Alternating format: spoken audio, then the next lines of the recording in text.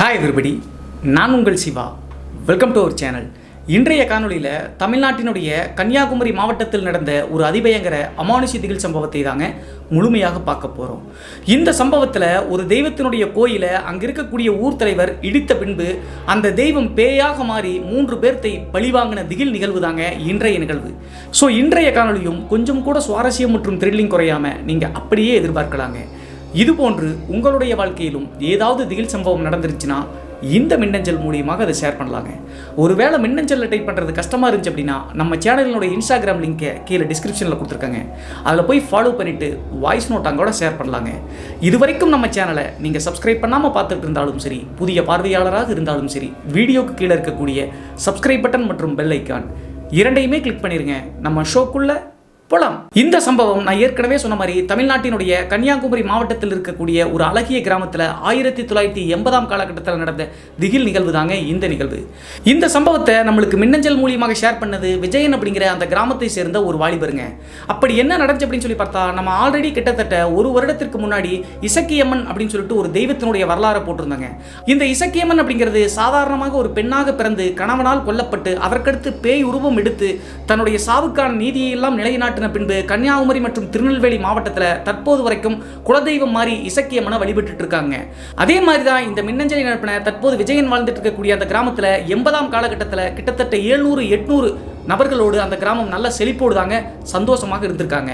அந்த சமயத்தில் அந்த 800 மக்களும் கும்பிடக்கூடிய அந்த கிராமத்தினுடைய மெயின் தெய்வம் எது அப்படின்னு சொல்லி பார்த்தா பத்ரகாளியம்மன் கோவில் தாங்க.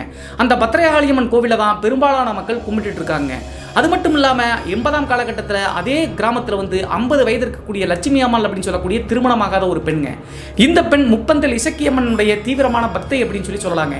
அந்த காரணத்தினால இந்த 50 வயது இருக்கக்கூடிய லட்சுமி அப்படிங்கிற பெண் என்ன பண்ணுறாங்க அப்படின்னா 3 சென்ட் இடத்துல சின்னதாக ஒரு குடிசை வீடு மட்டும் கட்டிட்டு இசக்கியம்மனை வழிபடுவதற்காக இசக்கியம்மன் சிலை வச்ச மாதிரி ஒரு சின்ன கோவில் மாதிரி வடிவமைச்சு வழிபட்டு இருக்காங்க. அந்த சமயத்தில் ஒட்டுமொத்தமாக பத்ரகாளியம்மனை கும்பிட்டாலும் கூட இசக்கியம்மனை கிட்டத்தட்ட ஒரு 50-60 பேர் வழிபடுவதை வழக்கமாக வச்சிருந்திருக்காங்க. ஒரு 10 குடும்பம் அப்படின்னு வச்சுக்கலாங்க. இப்படி இருக்கும்போது தான் அந்த இசக்கியம்மனை வழிபடக்கூடிய வெள்ளையப்பன் அப்படின்னு சொல்லக்கூடிய ஒரு குடும்பத்தை சேர்ந்த நபருங்க. இந்த வெள்ளையப்பன் அப்படிங்கிற ஒரு 2 ஏக்கர் விவசாய நிலத்தை விவசாயம் செஞ்சுட்டு தன்னுடைய குழந்தைகள் மற்றும் மனைவிகளோடு வாழ்ந்துட்டு இருக்காங்க. திடீர்னு அப்போது இவருக்கு ஒரு பண தேவை ஏற்பட்ட காரணத்தினால கிராமத்தில் இருக்கக்கூடிய ஊர் தலைவருங்க. அந்த ஊர் தலைவருடைய பெயர் கிருஷ்ணய்யாங்க. இந்த கிருஷ்ணய்யா அப்படிங்கிறவர் என்ன பண்ணுவார் அப்படின்னா கிராமத்தில் இருக்கக்கூடிய எல்லா விஷயங்களையும் தன்னுடைய கட்டுப்பாட்டில் வச்சிருந்திருக்காருங்க. அது மட்டும் இல்லாமல் ஊரில் இருக்கக்கூடிய எல்லா மக்களுக்குமே இந்த கடன் பிரச்சனை வந்துச்சு அப்படின்னா இடத்தோட பத்திரம் அதே மாதிரி பொருட்கள்லாம் வாங்கிட்டு அடமானம் வைக்கிற மாதிரி பணத்தை கொடுத்துட்டு பார்த்தீங்கன்னா வட்டி எடுத்துட்டு சம்பாரிச்சுட்டு இருக்காருங்க. அதே நேரத்தில் இந்த வெள்ளையப்பன் அப்படிங்கிறவருக்கு திடீர்னு பண தேவை ஏற்பட்ட காரணத்தினால அந்த ஊர் தலைவர்கிட்ட போய் தன்னுடைய மனைவியினுடைய நிறைய ஆடை ஆபரணங்கள் தங்க நகைகளை கொடுத்துட்டு அடமானமாக சின்ன அமௌண்ட் வாங்குறாருங்க. அதற்கடுத்து 2-3 மாதங்கள் சரியாக வட்டி கட்டி கடைசியாக பணம் வந்த உடனே அந்த ஊர் தலைவர்கிட்ட போய் கிருஷ்ணய்யா கிட்ட போய் நகையை திருப்பி கேட்குறாருங்க. ஆனால் இந்த கிருஷ்ணய்யா அப்படிங்கிறவர் வெள்ளையப்பனுடைய நகை எல்லாமே மொத்தமாக நம்ம எடுத்துக்கலாம் அப்படின்னு சொல்லிட்டு நினச்சிக்கிட்டு முன்னாடியே வெள்ளையப்பன் கிட்ட ஒரு பத்திரத்தில் கையெழுத்து வாங்கியிருக்காருங்க. பொதுவாக யார் அடமானம் வைப்பதற்காக பொருளோ இடத்தினுடைய பத்திரமோ கொடுத்தாலும் வெத்து பேப்பரில் கையெழுத்து வாங்கிடுவாருங்க இந்த கிருஷ்ணய்யா அப்படிங்கிறவர். அந்த பேப்பரில் என்ன எழுதியிருக்காரு அப்படின்னு சொல்லி பார்த்தா வெள்ளையப்பன் கிட்ட அந்த கையெழுத்து வாங்கும்போது இந்த நகையை வித்துட்டு பார்த்தீங்கன்னா இந்த அமௌண்ட்டை மொத்தமாக வாங்குற அப்படின்னு சொல்லிட்டு எழுதியிருக்காருங்க. ஆனால் இவர் வச்சது அடமானத்துக்காக மட்டும்தாங்க. அதற்கடுத்து வெள்ளையப்பன் பணத்தை கொடுத்துட்டு திருப்பி நகையை கேட்கும்போது கிருஷ்ணய்யா அதை அக்செப்ட் பண்ணிக்கவே இல்லைங்க. நகையை நீ விற்கிறதுக்காக தான் அந்த அமௌண்ட்டை வாங்கினேன், நான் மொத்தமாக ஏலத்தில் வித்துட்டு அப்படின்னு சொல்லிட்டு சொல்கிறாருங்க. மிரண்டு போன வெள்ளையப்பனுக்கு என்ன பண்ணுறது அப்படின்னே தெரியலிங்க. இதற்கெல்லாம் முக்கிய காரணம் வேறு அப்படின்னு சொல்லி பார்த்தா அந்த ஊர் தலைவருடைய மனைவி தாங்க. அந்த பெண்ணுக்கு பார்த்தீங்கன்னா வெள்ளையப்பன் மனைவியினுடைய நகை ஆசையாக தனக்கு வேணும் அப்படின்னு சொல்லி சொன்ன காரணத்தினால தான் இப்படி எல்லாம் செஞ்சுட்டு இருந்திருக்காருங்க. அதற்கடுத்து வெள்ளையப்பன் மற்றும் ஊர் தலைவருக்கு பெரிய வாக்குவாதம் ஏற்படுதுங்க. ஆனால் ஊர் தலைவரை எதிர்த்து எதுவுமே பண்ண முடியாத வெள்ளையப்பன் ரொம்ப மனமுருகி போய் இந்த இசக்கியம்மன் கிட்ட பார்த்தீங்கன்னா முறையிடுறாருங்க. என்னுடைய நகையை ஒட்டுமொத்தமாக ஏமாற்றி இப்படி பண்ணிட்டானே, நீ எதுவும் கேள்வி கேட்க மாட்டே அப்படின்னு சொல்லிட்டு அழுது புலம்பியிருக்காருங்க. அந்த சமயத்தில் ஊர் மக்கள் முன்னாடி போய் முறையிட்டும் கூட ஊர் மக்கள் யாருமே வெள்ளையப்பனை நம்பவே இல்லைங்க. அடிக்கடி தண்ணி அடிக்கக்கூடிய வழக்கம் இருக்கக்கூடிய காரணத்தினால வெள்ளையப்பன் போதையில் உண்மையிலேயே விற்கிறதுக்காக தான் இப்படி கையெழுத்து போட்டிருப்பான், இப்போது இவன் மேலே தான் தப்பு இருக்கும் அப்படின்னு சொல்லிட்டு ஊர் மக்கள் நினச்சிக்கிட்டு அதை பெரிதுபடுத்தாமல் விட்டாங்க. ஊர் தலைவருக்கு தான் சப்போர்ட் பண்ணிட்டு இருக்காங்க. அப்படி இருக்கும்போது 3 நாட்கள் தொடர்ந்து வெள்ளையப்பன் மற்றும் ஊர் தலைவருக்கு இந்த பிரச்சனை போயிட்டே இருக்குங்க. 3 நாள் கழிச்சு இந்த ஊர் தலைவர் என்ன பண்றாருன்னா ஊர் முழுவதும் அவளை பற்றி தப்பாக சொல்லிட்டு இருக்கான், இவனுக்கு ஒரு முடிவு கட்டணும் அப்படின்னு சொல்லிட்டு வெள்ளையப்பனுடைய வீட்டுக்கு முன்னாடியே வர்றாருங்க இந்த கிருஷ்ணய்யர் அப்படிங்கிற ஊர் தலைவர். அந்த நேரத்தில் ஊர் தலைவருடைய அடியாட்கள் 2-3 பேர் சேர்த்து வெள்ளையப்பனை வீடு பூந்து அடிச்சிடுறாங்க. அந்த நேரத்தில் மனமுடைந்து போன இந்த வெள்ளையப்பன் என்ன பண்ணுறாரு அப்படின்னா லட்சுமி அம்மாளுடைய வீட்டுக்கு அருகாமல் இருக்கக்கூடிய அந்த இசக்கியம்மன் கோவில் இருக்கு இல்லையா, அந்த இடத்துக்கு போயிட்டு நீ உண்மையிலேயே தப்பு பண்ணல அப்படின்னா இசக்கியம்மன் முன்னாடி சத்தியம்மன் அப்படின்னு சொல்லிட்டு ஊர் தலைவர் முன்னாடி இப்படி ஆக்ரோஷமா பேசுறாருங்க. அந்த நேரத்தில் ஊர் மக்கள் எல்லாமே நடக்கக்கூடிய விஷயங்கள் எல்லாத்தையுமே பார்த்துட்டு இருந்த காரணத்தினால ஊர் தலைவர் என்ன பண்றாரு அப்படின்னு சொல்லி பார்த்தா நம்ம சத்தியம் பண்ணிடலாம் அப்படின்னு சொல்லிட்டு முடிவு எடுக்கிறாருங்க. என்ன காரணம் அப்படின்னா இந்த லட்சுமி அம்மாள் வழிபடக்கூடிய இந்த இசக்கியம்மன் சிலைக்கு வந்து பார்த்தீங்கன்னா கும்பாபிஷேகம்லாம் பண்ணவே இல்லை. அவங்களுடைய ஆசைக்காக வீட்டில் வந்து பார்த்தீங்கன்னா சின்ன ஒரு குடிச்சை மாதிரி கட்டி இசக்கியம்மாளுடைய உருவத்தை செதுக்கி வந்து பார்த்தீங்கன்னா ஒரு சிலை மாதிரி வடிவமைச்சு செஞ்சுட்டு இருக்காங்க. கண்டிப்பாக இந்த சிலைக்கு ஆற்றல் இருக்காது அப்படின்னு சொல்லிட்டு நினைச்சது மட்டும் இல்லாமல் இசக்கியம்மனை பற்றி இந்த ஊர் தலைவருக்கு எதுவுமே தெரியலிங்க. உடனே ஊர் மக்கள் முன்னாடி நம்ம சத்தியம் பண்ணல அப்படின்னா தப்பா போயிடும் அப்படின்னு சொல்லிட்டு உடனே அந்த இசக்கியம்மன் கோவிலே வந்து பார்த்தீங்கன்னா சத்தியம் பண்ணிடுறாருங்க. நான் எந்த தப்பும் பண்ணல, இவன் விற்கிறதுக்காக தான் சொல்லலாம் அப்படின்னு சொல்லிட்டு பொய் சத்தியம் பண்ணிட்டு ஊர் தலைவர் இதுக்கு மேலே நீ எதுவும் பேசக்கூடாதா அப்படின்னு சொல்லிட்டு மிரட்டி விட்டு வீட்டுக்கு போய் சேர்ந்துட்டாருங்க. இந்த நிகழ்வுக்கு பின்பு நொந்து போன வெள்ளையப்பனுக்கு என்ன பண்றதுனே தெரியலீங்க. உன் கண்ணு முன்னாடியே பொய் சத்தியம் பண்ணிட்டானே, என்னுடைய நகை போச்சு, நீ உன்னை நான் வழிபட்டு எனக்கு என்ன பிரயோஜனம் இருக்கு அப்படின்னு சொல்லிட்டு பயங்கரமா அழுகிறாருங்க அந்த இசக்கியம்மன் சிலைக்கு முன்னாடி நின்றுக்கிட்டு. அன்றைய இரவு ஊர் தலைவருடைய வீட்டில் ஒரு பயங்கரமான விஷயம் ஒன்று நடக்குதுங்க. என்ன நடந்துச்சு அப்படின்னு சொல்லி பார்த்தா இசக்கியம்மனை பொறுத்தளவு அன்போடு வந்து வேண்டும் அப்படின்னா தெய்வமுங்க அது. ஆனால் தவறான நோக்கத்தோடோ அல்லது இசக்கியம்மனை சீண்டினாவோ பேய் உருவம் எடுத்து இசக்கியம்மன் பழி வாங்காம விடவே விடாதுங்க. அதே நிகழ்வு தான் இந்த ஊர் தலைவருடைய வீட்டில் இசக்கியம்மன் செஞ்சு காட்டியிருக்குங்க. அன்றைய நாள் இந்த பொய் சத்தியம் பண்ண ஊர் தலைவர் மற்றும் அவங்களுடைய மனைவி சாப்பிட்டு முடிச்சுட்டு அவங்களுடைய வீடு வந்து பெரிய வீடுங்க. கீழே ஒரு ஃப்ளோர் இருக்குங்க, மேலே ஒரு ஃப்ளோர் இருக்கு, அரண்மனை மாதிரி இருக்கு. அந்த மேல் ஃப்ளோரில் தான் அவங்களுடைய பெட்ரூம் இருக்கக்கூடிய காரணத்தினால நல்லா ஆழ்ந்து தூங்கிட்டு இருக்காருங்க. அந்த சமயத்தில் நள்ளிரவு 1:30 மணி தோராயமாக அவங்களுடைய வீட்டினுடைய அந்த கேட்டு சைடில் வந்து பார்த்தீங்கன்னா ஒரு குழந்தைய கையில் வச்சுட்டு சிவப்பு கலரில் பட்டு சேரை கட்டி ஒரு பெண்மணிங்க அந்த கை குழந்தையை ஏந்திக்கிட்டே அந்த அரண்மனைக்குள்ள உள்ள வர்றத ஊர் தலைவர் வந்து கனவா வருதுங்க. அந்த நேரத்தில் இந்த பெண் யார் அப்படின்னு சொல்லிட்டு நினச்சிட்டு முயற்சி செஞ்சு முழிக்கலாம் அப்படின்னு சொல்லிட்டு பார்க்குறாருங்க, முடியல. அதற்கடுத்து அந்த பெண் நேராக இவங்களுடைய பெட்ரூம்குள்ளே வர மாதிரி அந்த குழந்தையோடு கையில் எடுத்துக்கிட்டே உள்ள வருதுங்க. அப்போது ஊர் தலைவர் கனவுலையே நீ யாரு, என்னுடைய வீட்டுக்குள்ளே எதுக்கு வர அப்படின்னு சொல்லி கேட்கும்போது அந்த பெண்மணி என்ன சொல்றாங்க அப்படின்னு சொல்லி பார்த்தா மரியாதையா அவனுடைய நகையையும் இதையும் திருப்பி கொடுத்துரு, நீ பொய் சத்தியம் பண்ண காரணத்தினால ஊர் மக்கள் முன்னிலையில் நான் தப்பு பண்ணிட்டேன் அப்படின்னு சொல்லிட்டு மன்னிப்பு கேட்கணும், இல்லை அப்படின்னா இந்த நிகழ்வு நடக்கிற வரைக்கும் உன்னுடைய வீட்டிலேயே தான் இருப்பேன், உன்னை விடவே மாட்டேன் அப்படின்னு சொல்லிட்டு ஆவேசமாக அந்த குழந்தையை வச்சுட்டு இருக்கக்கூடிய பெண் பேசுறாங்க. அப்போது அந்த ஊர் தலைவர் என்னுடைய வீட்டிலேயே வந்து என்னையே மிரட்டுறியா அப்படின்னு சொல்லிட்டு ஆவேசமா கனவுலையே பேசின அடுத்த நொடியே வந்து அந்த குழந்தையோடு இருக்கக்கூடிய இசக்கியம்மன் ஆவேச உருவம் எடுத்து பேய் குணத்தோடு திருசூலத்தோடு அவரோட நெஞ்சில குத்துற மாதிரி அந்த காட்சி இவருக்கு தத்ரூபமா கனவுல வருதுங்க. இந்த கனவு வந்த உடனே கத்துக்கிட்டே மிரண்டு எந்திரிச்சிடறாருங்க தூக்கத்திலிருந்து இந்த ஊர் தலைவர். பக்கத்தில் படுத்திருந்த மனைவி என்னாச்சுங்க அப்படின்னு சொல்லி கேட்கும்போது இப்படி ஒரு கை குழந்தையோ ஒரு பெண்மணி வந்து என்னை மிரட்டினாங்க அப்படின்னு சொல்லி சொல்லும்போது அவங்களுடைய மனைவிக்கு இசக்கியம்மனை பற்றி தெரியுங்க. குழந்தையோடு ஒரு பெண்மணி வர்றாங்க அப்படின்னா அது கண்டிப்பாக இசக்கியம்மன் தான் அப்படின்னு சொல்லிட்டு தன்னுடைய கணவர்கிட்ட சொல்லிட்டு இருக்காங்க. இருந்தாலும் அப்போதும் கூட இந்த ஊர் தலைவர் வந்து பார்த்தீங்கன்னா மக்கள் முன்னிலையில் போய் மன்னிப்பு கேட்க தயாராகவே இல்லைங்க. என்ன காரணம் அப்படின்னா தலைமுறையாக கௌரவத்தோடு வாழ்ந்தவங்க இப்படி போய் நம்ம பொய் சத்தியம் பண்ணோம் அப்படின்னு சொல்லி சொன்னால் ஊர் மக்கள் முன்னிலையில் நம்மளுக்கு மரியாதை கிடைக்காது அப்படின்னு சொல்லிட்டு நினச்சிக்கிட்டு தான் செய்த தவிர மறுபடியும் மேலும் கொண்டு போகலாம் அப்படின்னு சொல்லிட்டாங்க மனைவி மற்றும் ஊர் தலைவர் நினைக்கிறாங்க. அந்த நேரத்தில் தான் இப்படி பேசிகிட்டே இருக்கும்போது அவங்களுடைய வீட்டினுடைய வெளி சைடு அந்த காம்பவுண்ட் இருக்கு இல்லையா, அந்த காம்பவுண்டுக்கு அந்த கேட் இருக்கக்கூடிய பகுதியில் வந்து பார்த்தீங்கன்னா பெரிய வேப்ப மரம் ஒன்று இருக்குங்க. அந்த வேப்ப மரத்துக்கு பக்கத்தில் பயங்கரமான ஒரு அலறல் சத்தமும் ஒரு குழந்தை அழுகக்கூடிய சத்தமும் கணவன் மற்றும் மனைவிக்கு நல்லாவே கேட்குதுங்க. என்னடா இப்படி கேட்குது அப்படின்னு சொல்லிட்டு மேல் ஃப்ளோரில் தான் என்னுடைய பெட்ரூம் சொன்னேன். அந்த ஜன்னலை திறந்து விட்டு எட்டி பார்க்குறாங்க. எட்டி பார்க்கும்போது கனவுல பார்த்த அதே பெண்மணி சிவப்பு சேலை கட்டி ஒரு குழந்தைய வந்து பார்த்தீங்கன்னா கையில் வச்சுக்கிட்டு அந்த வேப்ப மரத்துக்கு கீழே இவங்களை வந்து பார்த்தீங்கன்னா வெயிட் பண்ணி காத்துட்டு இருக்கிற மாதிரி அங்கேயே இருக்குதுங்க. அப்போதான் கனவுல அந்த குழந்தையோடு வந்த பெண் வந்து இந்த விஷயத்தை செய்கிற வரைக்கும் உன்னோட வீட்டை விட்டு நான் போக மாட்டேன் அப்படின்னு சொல்லி சொன்னதை நினச்சி கண்டிப்பாக அது இசக்கியம்மன் தான் அப்படின்னு சொல்லிட்டு மிரண்டு போயிடுறாங்க. விடிய காலையில் வரைக்கும் கணவன் மற்றும் மனைவி தூங்காமையே பாதுகாப்பாக இருந்துட்டு காலையில் எந்திரிச்ச உடனே ஊர் தலைவருக்கு மறுபடியும் மேலும் கோபம் தாங்க வருது. என்ன பண்றாரு அப்படின்னு சொல்லி பார்த்தா இந்த ஊர் தலைவராக இருக்கக்கூடிய கிருஷ்ணய்யா அப்படிங்கிற ஒரு முட்டாள்தனமான ஒரு விஷயத்தை செய்கிறாருங்க. அவருடைய அடியாளான ராமையா அப்படிங்கிற ஒரு நபரை கூப்பிட்டு அந்த லட்சுமி அம்மாளுடைய வீட்டில் இருக்கக்கூடிய இசக்கியம்மன் சிலையை வந்து பார்த்தீங்கன்னா இடிச்சு தரமட்டமாக்கியிருக்கடா அப்படின்னு சொல்லிட்டு அந்த அடியாட்கள் கிட்ட சொல்றாருங்க. அதற்கான முக்கிய காரணம் என்ன அப்படின்னு சொல்லி பார்த்தா கோயில் இருக்கக்கூடிய காரணத்தினால தானே இசக்கியம்மன் இப்படி ஊருக்குள்ள வர்றா, இந்த கோயிலை இடிச்சிட்டோம் அப்படின்னா கண்டிப்பா வராது அப்படின்னு சொல்லிட்டு இவர் நினைச்சுக்கிட்டாருங்க. அந்த காரணத்தினால தன்னுடைய அடியாளான ராமையா அப்படிங்கிற ஒரு முரடன் கட்ட இந்த விஷயத்தை சொன்ன உடனே அந்த ராமையா அப்படிங்கிறவரும் அந்த லட்சுமி அம்மாளுடைய வீட்டுக்கு முன்னாடி போயிட்டு அந்த சின்ன கோவில் மாதிரி இருக்கக்கூடிய இசக்கியம்மனுடைய சிலையை சேதப்படுத்தி தரமட்டமாக்கிறாருங்க. அந்த நேரத்தில் லட்சுமி அம்மாள் எவ்வளவோ கத்தி வந்து வேண்டாசாமி அப்படின்னு சொல்லி கேட்டும் கூட யாருமே வந்து ஊர் மக்களும் ஹெல்ப் பண்ணலீங்க. என்ன காரணம் அப்படின்னா அந்த ஊரில் இருக்கக்கூடிய ஒரு 50 பேர் தான் அந்த இசக்கியம்மன் கோவிலை வழிபடுறாங்க, மற்ற எல்லாருமே பத்ரகாளியம்மன் கோவிலை தான் வழிபடுறாங்க. ஊர் மக்கள் எல்லாமே வேடிக்கை மட்டும்தாங்க பார்த்துட்டு இருக்காங்க. கடைசியாக அந்த கோவிலை இடிச்சு தள்ளினது மட்டும் இல்லாமல் சின்ன குடிச்சியா மனைவியாக இருந்த லட்சுமி அம்மாளுடைய வீட்டையும் தரமட்டமாக்கிறாருங்க அந்த ராமையா அப்படிங்கிற முரடன். அதற்கடுத்து அதையெல்லாம் பார்த்து ரொம்ப ஆவேசமான லட்சுமி அம்மாள் பித்து பிடிச்ச மாதிரி அப்படியே மனநலம் பித்து பிடிச்சிருச்சுங்க, அப்படியே சுற்றிட்டே இருக்காங்க. இதையெல்லாம் பார்த்த ஊர் மக்களுக்கு அப்போதும் கூட கருணையே வரலைங்க. இந்த நிகழ்வுக்கு பின்பு தான் நான் ஆல்ரெடி சொல்லியிருக்கேங்க, இசக்கியம்மன் அப்படிங்கிறது ஒரு பெண்ணாக பிறந்து பேயாக மாறி அப்புறம் தான் தெய்வமாச்சு அப்படின்னு சொல்லிட்டு. அதனுடைய வீடியோ லிங்கை வந்து கீழே கொடுக்குறேங்க, டிஸ்கிரிப்ஷனில் கொடுத்துருக்கேன், நீங்கள் போய் செக் பண்ணி பாருங்கள் இந்த வீடியோ முடிஞ்ச பின்னாடி. ஸோ இந்த இசக்கியம்மன் தன்னுடைய சிலையும் தன்னுடைய குழந்தையினுடைய சிலையுமே இடிச்சிட்டாங்களே அப்படின்னு சொல்லிட்டு ஆவேசமாகி அதற்கு பின்பு தான் அந்த கிராமத்தில் அமானுஷ்ய விஷயங்கள் நடக்கவே ஆரம்பிச்சிச்சுங்க. என்ன நடந்துச்சு அப்படின்னு சொல்லி பார்த்தா, இந்த முரடனாக இருக்கக்கூடிய ராமையா அப்படிங்கிறவர் இந்த ஊர் தலைவருக்கு வந்து பார்த்தீங்கன்னா அடியாளாக இருக்கிறது மட்டும் இல்லாமல் மரம் வெட்டுதல் வந்து இவருடைய பிரதான தொழிலுங்க. மரம் வெட்டுறது அப்படின்னா தோப்பில் இருக்கக்கூடிய பனை மரங்கள் மற்றும் தென்னை மரங்கள் எல்லாம் பட்டு போச்சு அப்படின்னா அடியோடு வெட்டி சாய்ப்பாருங்க. அந்த வேலையை செஞ்சுட்டு இருக்கக்கூடிய ராமையா அப்படிங்கிறவர் தான் அந்த இசக்கியம்மனுடைய சிலையை வந்து தரமட்டமாக்கி லட்சுமி அம்மாளையும் மனநலம் பித்து பிடிச்ச மாதிரி ஆக்கினவருங்க. அன்றைய இரவு அவர் போய் சாப்பிட்டு அவருடைய வீட்டில் தூங்கிட்டு இருந்திருக்காருங்க இந்த ராமையா அப்படிங்கிறவர். எப்படி வந்து இந்த கிருஷ்ணய்யா அப்படிங்கிற ஊர் தலைவருக்கு கனவுல வந்து பிரச்சனை பண்ணிச்சோ அதே மாதிரி ராமையாவுடைய வீட்டுக்கும் அந்த இசக்கியம்மன் ஆவேச ரூபம் எடுத்து உள்ள வருதுங்க, பேய் ரூபம் எடுத்து. அப்படி வந்த இந்த இசக்கியம்மன் கனவுல என்ன பண்ணுது அப்படின்னு சொல்லி பார்த்தா, ராமையாவுடைய தலையில வந்து ஓங்கி இடிச்ச மாதிரி தலையெல்லாம் அப்படியே தனித்தனியா போற மாதிரி இந்த கனவு வருதுங்க ராமையாவுக்கு. மிரண்டு எந்திரிச்ச ராமையா தன்னுடைய மனைவி கிட்ட நடந்த விஷயங்களை சொன்ன உடனே அவங்களுடைய மனைவி, என்னையா இப்படி ஒரு பாவத்தை பண்ணிட்டு, இசக்கியம்மன் வந்து பார்த்தீங்கன்னா சாதாரண தெய்வம் கிடையாது, கண்டிப்பா நீ செஞ்சதுக்கு உன்னுடைய உயிரை பழிவாங்காம விடாது அப்படின்னு சொல்லிட்டு சொல்லியிருக்காங்க. அவங்களும் அழுதுருக்காங்க அந்த ராமையாவினுடைய மனைவி. அடுத்த நாள் காலையிலேயே ராமையா வந்து ஆல்ரெடி முரடன் அப்படின்னு சொன்ன காரணத்தினால இது கனவுதான் அப்படின்னு சொல்லிட்டு அதை பெரிதுபடுத்தாம அப்படியே விட்டாருங்க.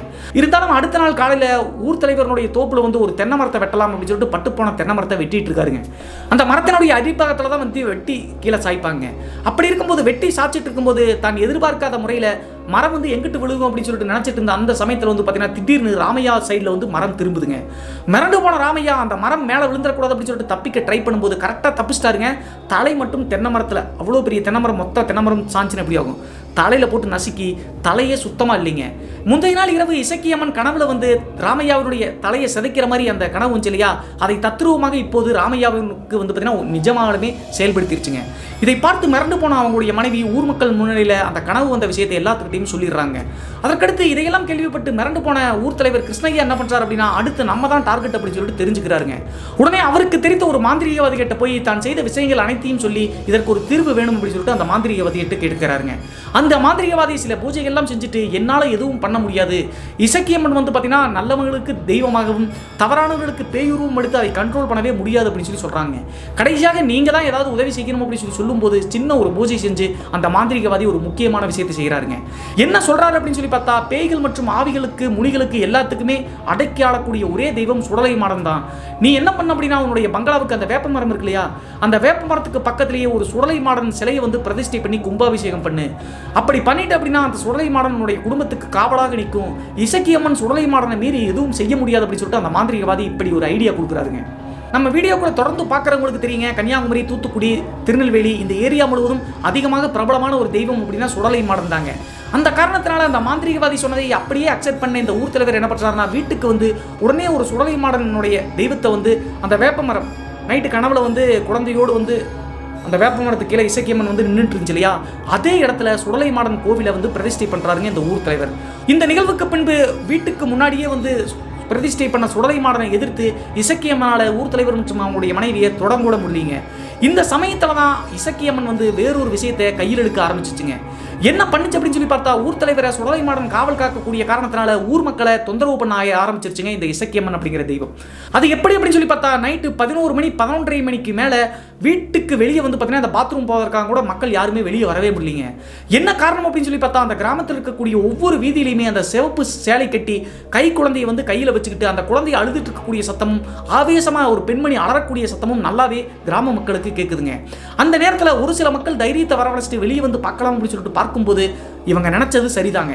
அந்த சிவப்பு சேலை கட்டின அந்த பெண் வந்து கை குழந்தையோடு பின்னாடி வந்து ஒரு 40 வயது இருக்கக்கூடிய கம்பீரமான ஒரு ஆளுங்க, கையில் வந்து தண்டக்காரன்னு சொல்லுவாங்க.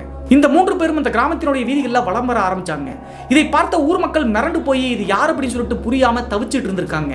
ஆனால் இரவு நேரத்தில் இப்படி ஒரு அமானுஷ்யமான ஒரு நிகழ்வு நடக்கிறத பார்த்து மிரண்டு போய் வீட்டுக்கு வெளியே யாருமே வரது கிடையாதுங்க. அந்த நேரத்தில் ஊர் மக்கள் எல்லாருமே ஒன்று சேர்ந்து ஒரு நாள் இந்த ஊர் தலைவராக இருக்கக்கூடிய கிருஷ்ணய்யா கிட்டேயே போய் முறையிடுறாங்க. இப்படி நைட்டு நேரத்தில் ஒரு வித்தியாசமான அமானுஷ்யமான காட்சி ஒன்று பார்க்குறோம். தண்டல்காரன் மாதிரி ஒரு குச்சி ஒன்று கையில் வச்சுட்டு கை குழந்தையோடு சிவப்பு சேர கட்டி ஒரு பெண்மணி வந்து வலம் வர்றாங்க அப்படின்னு சொல்லி சொன்ன உடனே இதெல்லாம் இவரால் தான் அது நடக்குது அப்படின்னு சொல்லி சொன்னால் ஊர் மக்கள் வந்து கடிஞ்சுக்குவாங்க இல்லையா. பெருசுபடுத்தாதீங்க, இதை நைட் நேரத்தில் நீங்கள் யாரும் வெளியே வராதீங்க, இதுக்கு ஒரு தீர்வு கண்டுபிடிக்கிற அப்படின்னு சொல்லிட்டு பேசி இப்படியே முடிச்சிருந்துருக்காருங்க. இந்த சமயத்தில் தான் அந்த ஊரில் இருக்கக்கூடிய ஒரு 60 வயது இருக்கக்கூடிய ஒரு மூதாட்டி வந்து பார்த்தீங்கன்னா நாட்டு வைத்தியம் செய்யக்கூடிய பெண்மணிங்க. அந்த பெண்மணி வந்து அந்த கிராமத்தில் சுற்றி வட்டார இருக்கக்கூடிய எல்லா கிராமத்திற்கும் ரொம்ப ஃபேமஸ் அப்படின்னு சொல்லலாங்க. பிரசவம் பார்ப்பதற்காக பக்கத்து கிராமத்திற்கு போன அந்த மூதாட்டி இரவு 11 மணி 12 மணி தோராயமாக காளமாடை கட்டிட்டு வந்து பார்த்தீங்கன்னா ஊருக்குள்ளே வரலாம் அப்படின்னு சொல்லிட்டு வந்துட்டு இருக்காங்க. அப்படி வரும்போது ஊருக்கு எல்லை சைடு வரும்போதே திடீர்னு அந்த காளை மாடு வண்டியோடு வந்துட்டு இருந்த காளை மாடு சடனாக டக்குன்னு நின்றுச்சுங்க. முன்னாடி போக மாட்டேங்குது, பின்னாடி போக மாட்டேங்குது, காளை மாடுகள் எல்லாமே மிரள ஆரம்பிச்சிருக்குங்க. புரியாத மூதாட்டி மற்றும் அந்த வண்டிக்காரருக்கு என்ன நடக்குது அப்படின்னே தெரியலீங்க. அந்த நேரத்தில் எவ்வளவோ கஷ்டப்பட்டு அந்த காளை மாடுகளை முன்னாடி இழுக்கலாம் அப்படின்னு சொல்லிட்டு வண்டிக்காரர் ட்ரை பண்ணுறாருங்க. காளை மாடுகள் ஒரு எடியும் கூட எட்டு வைக்க மாட்டேங்குது. அப்போதான் இந்த மூதாட்டிக்கு ஏதோ தப்பா இருக்கு அப்படின்னு சொல்லிட்டு கரெக்டாக அந்த ஊரினுடைய என்ட்ரன்ஸ் பக்கத்தில் நின்றுட்டு முன்னாடி ஒரு 100 அடி எட்டு வச்சு பார்க்குறாங்க. அப்படி பார்க்கும்போது ஊரினுடைய என்ட்ரன்ஸ் பக்கத்தில் பெரிய ஆலமரம் ஒன்று இருக்குங்க. அந்த ஆலமரத்தில் பெரிய ஒரு தொட்டில் கட்டி ஒரு குழந்தையை வந்து பார்த்தீங்கன்னா ஒரு பெண்மணி தாளாட்டிட்டு இருக்காங்க. அந்த பெண்ணும் வந்து பார்த்தீங்கன்னா சிவப்பு நிற சேரி கட்டி அந்த குழந்தை வந்து அழுதுகிட்டே இருக்குங்க. ஆவேசமாக ஒரு தாளாட்டு பாடுற மாதிரி அந்த இசக்கியம்மன் வந்து குழந்தையை தாளாட்டிட்டு இருந்துட்டு பக்கத்திலேயே ஒரு 40 வயது இருக்கக்கூடிய கம்பீரமான உடல் கொண்ட ஒரு நபர் வந்து பார்த்தீங்கன்னா குச்சியை வச்சுக்கிட்டு தண்டல்காரன் மாதிரி அந்த ஆலமரத்துக்கு பக்கத்தில் நிற்கிறாருங்க. இந்த காட்சிக்கு பார்த்த மூதாட்டிக்கு அப்போதே புரிஞ்சிருச்சுங்க, இது இசக்கியம்மன் தான் அப்படின்னு சொல்லிட்டு.